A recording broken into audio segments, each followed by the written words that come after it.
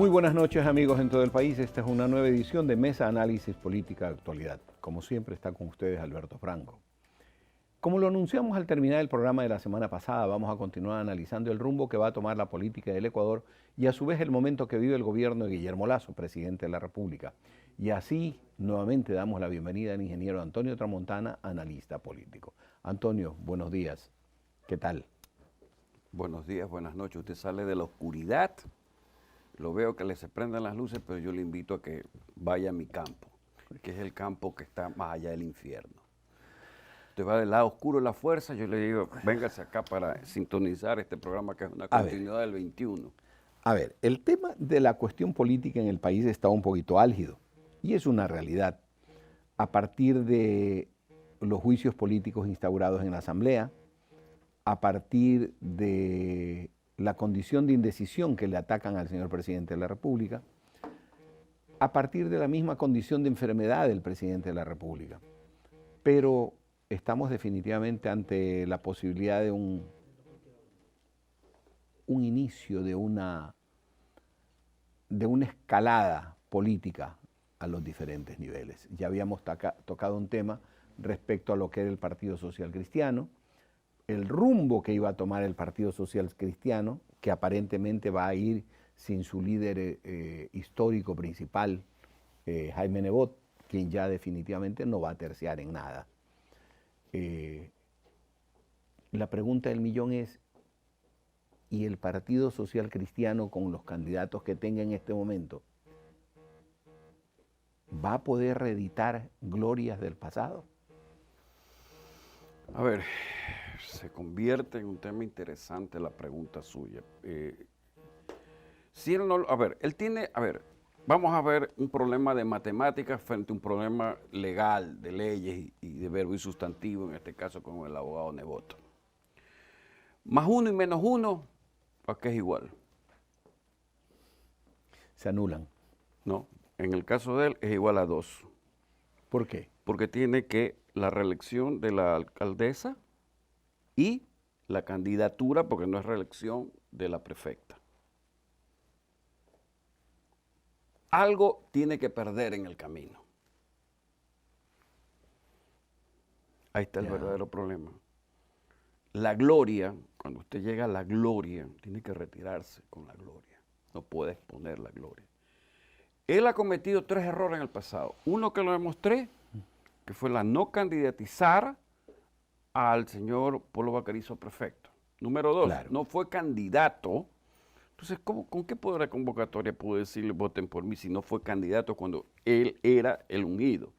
Y 3, desbancó, la sacó de circulación a Cristina Reyes.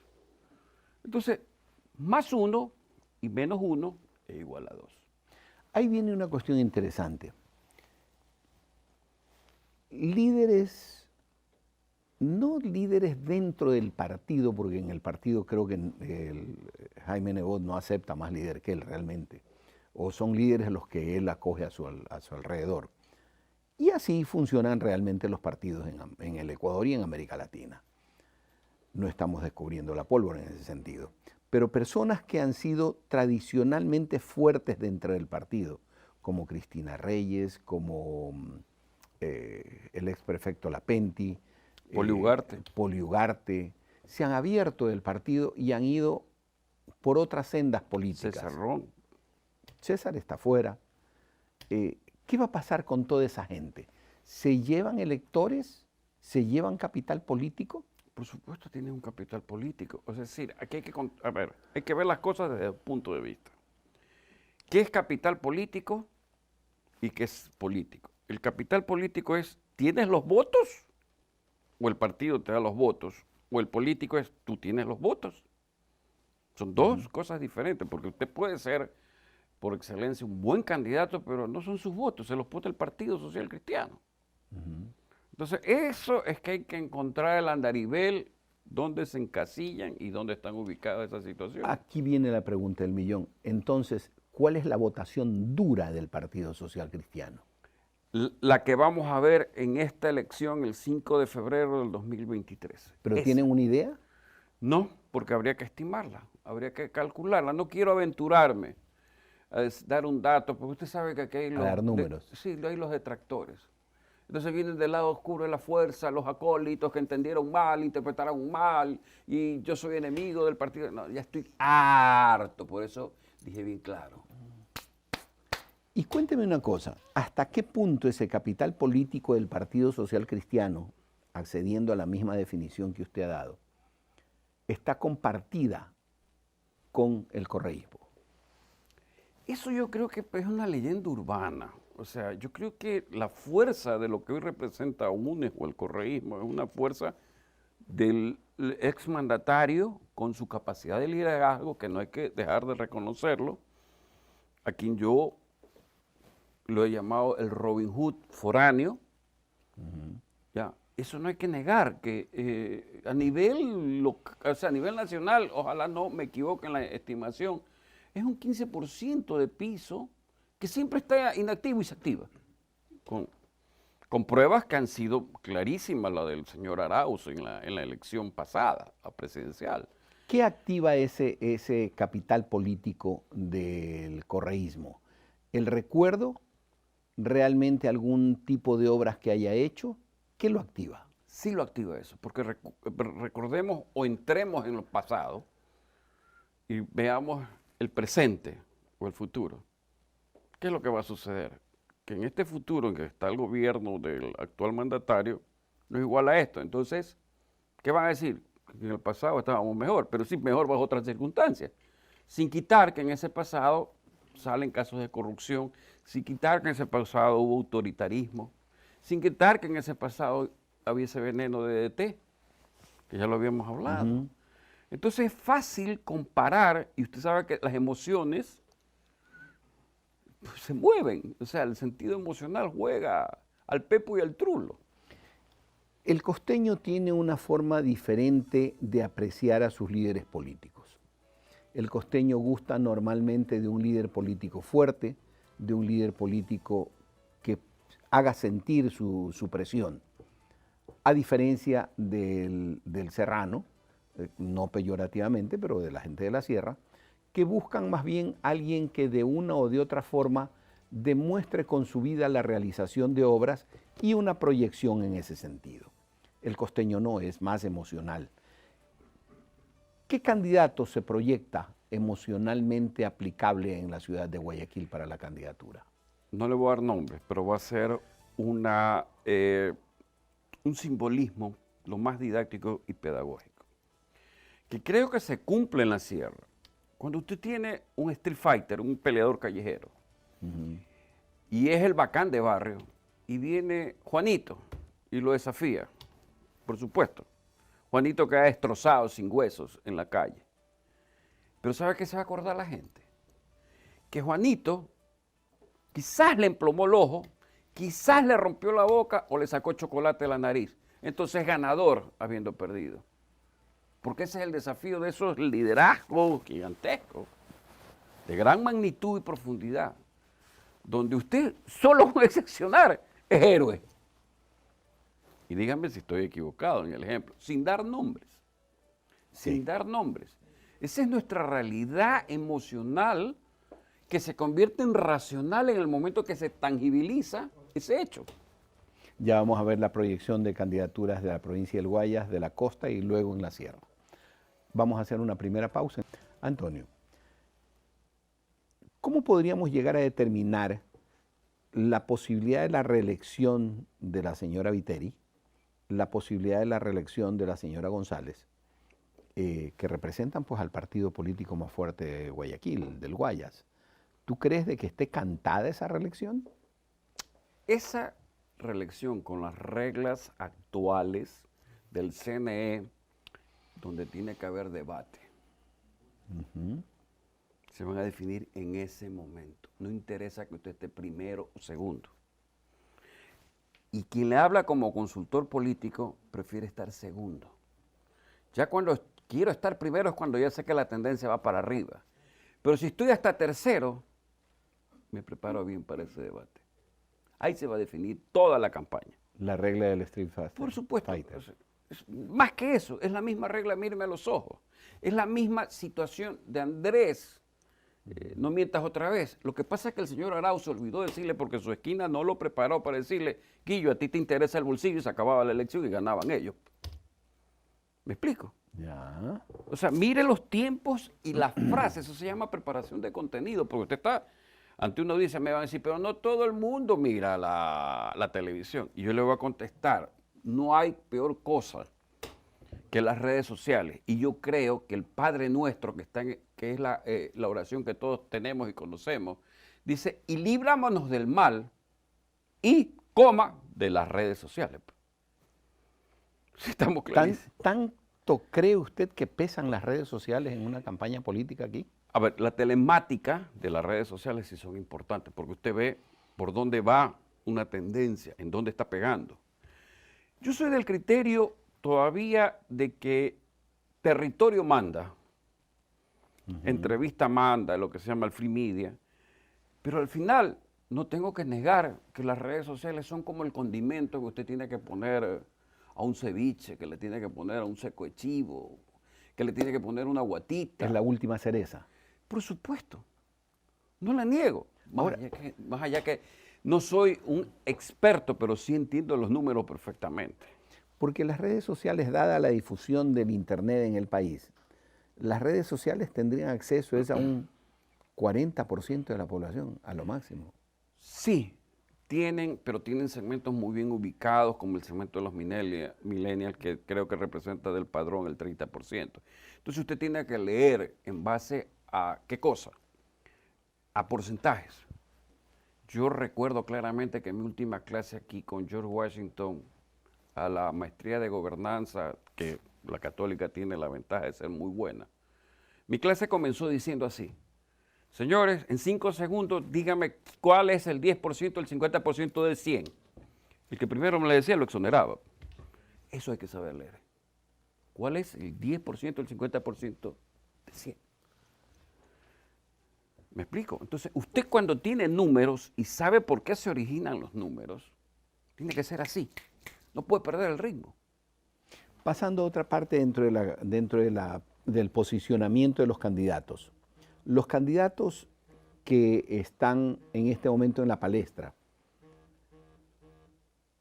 ¿hasta qué punto va a pesar dentro de eso?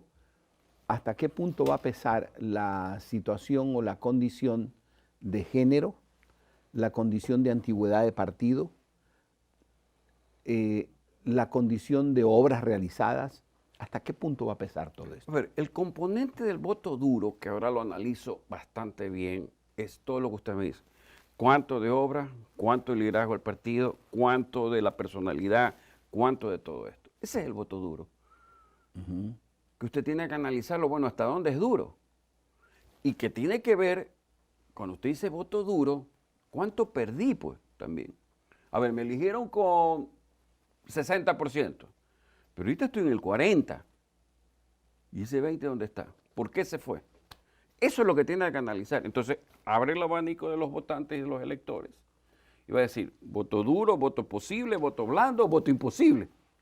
Entonces, en la cantera de los indecisos tiene que extraer justamente sus votos. ¿Es posible que dentro de la prefectura, para ganar el tiempo, que dentro de la prefectura la pelea realmente se dé entre la señora Guiñaga, entre el señor Lapenti y la señora González? Por supuesto. Solo entre los tres. Por supuesto. El caso de Nicolás Lapenti es el caso de la famosa frase de MacArthur cuando llegó a las Filipinas. Los viejos soldados nunca mueren, tan solo se ausentan, pero regresan. El caso de la señora Guinaga es el caso justamente de un piso de un 15% que puede tomar una tendencia. ¿Qué tan posicionada la ve a ella? Mientras exista el partido UNE y exista el liderazgo del exmandatario Correa, no hay ningún problema. La señora González entra a su primera elección. Natural. ¿Y? Creo que es su primera elección porque fue fórmula. Creo que se definiría así el hecho. ¿Y qué cosa? ¿Y cómo la ve? La veo casada con el señor Antonio Sola. Ojalá me tenga que hacer la campaña a alguien aquí en Guayas. Eso es un reto para mí que tengo que tomar la decisión. Con eso le he contestado todo. No entro a ahondar ese tipo porque me da la impresión de que hay alguna diferencia fuerte. Hay una diferencia fuerte, sobre todo de un comentario que hubo en su momento, que yo no soy ni canalla ni cobarde para hablar mal de las mujeres. Y eso me molestó. Y hasta ahora lo tengo como espada de Damocles. Y a mí me molesta cuando yo no digo algo que cae en el vilipendio, en la calumnia y en la mentira. Eso sí, no me caracteriza. Si yo digo algo, soy frontal. Sería interesante que algún rato converse con la señora González. No, no hay necesidad. ¿Para qué vamos a conversar? Bueno, entonces me dicen de producción que es momento de hacer una nueva pausa. Disparando de entrada, como a usted le gusta, ingeniero, ¿qué está pasando con el gobierno del señor Lasso? ¿Está bien? ¿Está por buen camino? Lo que está ocurriendo en este momento de que tiene tanta crítica que le dicen a Guillermo Lasso que le falta frontalidad, que le falta decisión, que tiene que comerse a la asamblea, que tiene que tumbar a los asambleístas, que tiene que meter una consulta popular para poder destruir lo que queda, y muy fuerte, del correísmo, etcétera, etcétera, etcétera. Déjeme saborear el agua en este momento, que hubiera querido que sea gin o vodka. Me permite un momento ilusionarme. ¿Qué le sucede? Si quiero yo resumir algo que le pueda causar a escozor al actual mandatario, es muy sencillo. Usted y yo, de alguna medida, en nuestra vida de juventud o de chicos, tuvimos algo que nos preciamos. Calle, esquina, barrio, quiño, piedra y palo. Lo hemos tenido. Claro. Después, eso se transforma en ingerir vitamina H. Que pueden consultar en Google, por si acaso, que es lo de vitamina H. ¿Ya? Bajo esa temática y lo que usted bien plantea, ¿quién tumba a quién? Yo creo que la Asamblea se va a ir en contra, muy fuertemente contra el mandatario. Y el mandatario no le quedará otro camino que el 148 para detener eso. Porque la mejor fórmula a lo que estamos viviendo es esa, pero también no dejo de considerar el 444, una asamblea constituyente, un poco para replantear lo que tenemos y lo que usted me dice. El exmandatario Correa, ¿dónde está? En eso. Esto, en cierta forma, hay que darle otro giro a esto. ¿Cuál es el 148? La muerte cruzada del mandatario. Ya. Que le quisieron aplicar la 130, que no correspondía. Eso se le aplicaría conjuntamente el llamado a consulta popular. A ver, consulta popular tanto en cuanto ¿qué? Es la pregunta. ¿Qué es lo que se va a consultar si tiene una corte constitucional? Y yo quiero ser claro en esto porque no es que me invento el agua tibia ni la pólvora. Quiero hacerle una cita de ese estudio que en un momento dado le hablé de los 1050 casos, sí, ya aquí en Guayaquil y parte de Durán, como aquí consta. Mire, si hubiera una consulta popular que el mandatario quisiera ganarla, yo preguntaría, dentro de las cosas que hay que preguntar, el tema que se lo voy a citar, aquí está. ¿Qué tipo de pena sería la recomendada para usted para los siguientes delitos? Entre ellos, violación de niños, pena de muerte, condena perpetua, castración de los miembros genitales. Está por edades, y por edades dicen 46.9, pena de muerte. Está por sexo, pena de muerte, 43.2 las mujeres, 58 los hombres. Ese es un tema, ante tanta inseguridad. ¿Usted cree que la inseguridad es el tema que más está golpeando al presidente Lasso? Yo sí creo. ¿Y esa inseguridad deviene únicamente del narcotráfico o podrían haber actores políticos atrás? No, el tema que el presidente Lasso, y ojalá escuche este programa y sus acólitos le sepan entender las cosas, no solamente está en esto que le hablo, está en otro tema también consultado por circunscripción. Tiene un conocido, amigo o familiar con problemas de drogadicción. Circunscripción 1, 66%. Circunscripción 2, 45%. Circunscripción 3, 40.6%. Total, 47.2%. Ahí está. ¿Y sabe cuál es el otro problema que hay? Que ojalá usted le pase la factura al gobierno. Los trastornos psicológicos después del COVID, pues, que ese todavía no lo he tabulado, que no lo he encuestado. Entonces, tenemos una población enferma en primer lugar, y luego con un problema de inseguridad. ¿Qué es lo que se puede esperar de esto? Y esta pregunta fue hecha, como le dije, en los 3.250 casos que se hicieron a nivel nacional.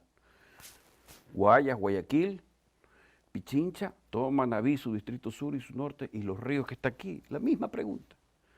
Y las respuestas son idénticas. Entonces, si usted me dice, a ver, consulta popular para que usted, cuando usted hace una consulta, no es para perderla, pues, ¿verdad? Pero ¿qué pasa? Que estos temas tienen un problema, que si no me equivoco, cambian la estructura del Estado, cambian el contenido de las leyes. Pero, por favor, ¿qué es lo que está pasando? Yo pregunto, en esta república, en este país, en esta nación, ¿hay orden? ¿Hay control? ¿Hay imperio de la ley? No se diga, pues, que autoridad, bueno, ok. Claro. ¿Me explico? Hay una serie de cuestionamientos en torno a lo existente en la Constitución de la República. Esto es Consejo de Participación Ciudadana, Congreso Bicameral, existencia de la misma Corte Constitucional. Se le está cuestionando si es que la Corte Constitucional realmente cumple una función en beneficio del Estado. El tipo de asamblea que manejamos, los momentos de elecciones que permiten tener asambleístas no pertenecientes a la línea del elegido presidente, lo cual hasta cierto punto podría ser bueno o ser malo, pero hay una serie de cuestiones que se requieren reformar dentro de la Constitución.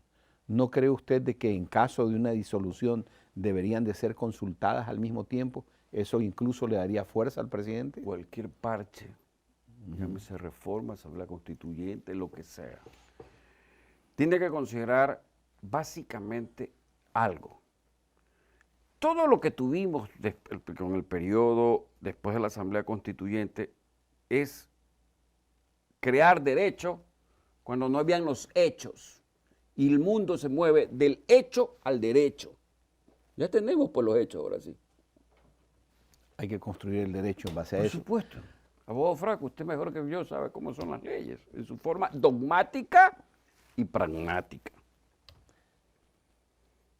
Luego de que culmine el periodo del presidente Lasso en cualquiera de sus formas, bien sea que culmina sus 4 años o con una reelección, etcétera, ¿qué tendría el país? El país requeriría ¿qué?